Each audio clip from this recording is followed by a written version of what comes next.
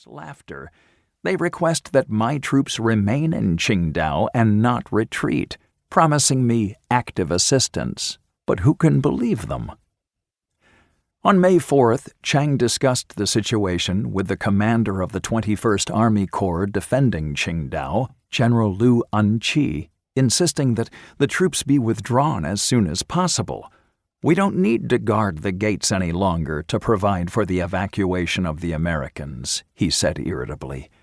The U.S. ships left Jiaozhou Bay on May 25, 1949, and the Guomindang garrison withdrew on June 2nd.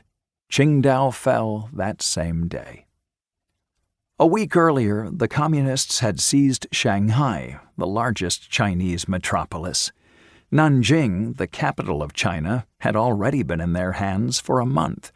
The troops of the PLA flowed south in a mighty stream, and the Civil War was inexorably drawing to a close. Chiang Kai-shek's army was falling apart, and many of the closest associates of the Generalissimo, including several members of his family, fled the country. His main ally, the United States of America, which had spent hundreds of millions of dollars in military and financial aid to Chiang before and during the final civil war in China, ultimately also had to throw him to the mercy of fate.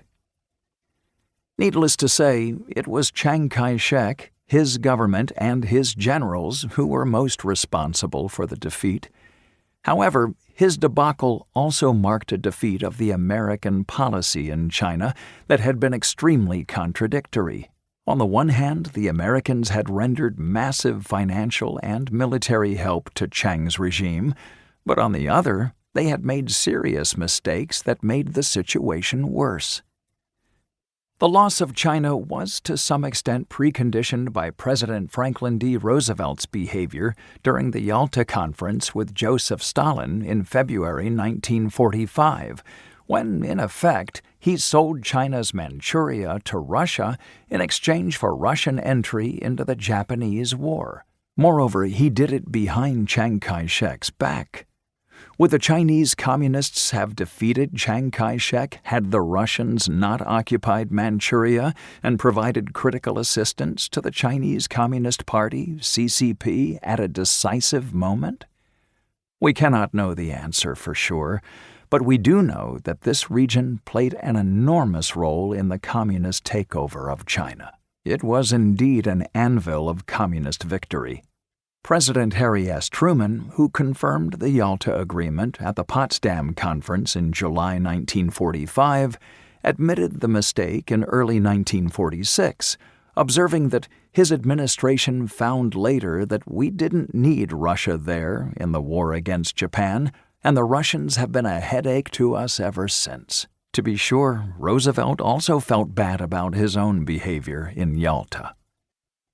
The prime American mistake with respect to the Chinese Civil War, 1946–49, was its adherence to the idea of universal democratization. The spread of a healthy democracy in the world was the ultimate goal of Truman's containment of the USSR.